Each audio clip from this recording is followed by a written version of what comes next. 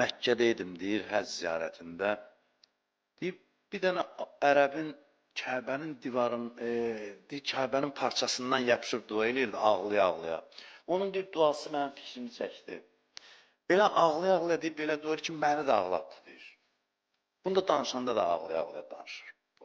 Alim. Şeyx Hüseyn Ənsaryan danışır.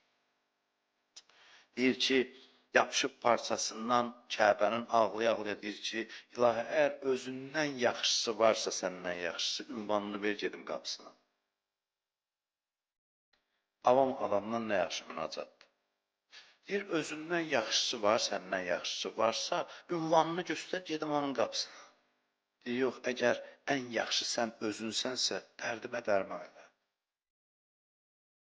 Dərdimə dərman elə. Mənə həzz qismət olub gəlmişəm. Səndən də yaxşı qapı tanımıram. Sən yaxşısan, öz yaxşılıqla uyğun davran. Mənim pisliyimdən nə işin? Allah'ım xoş gəl belə danışanda. Belə duaları tez qəbul edir.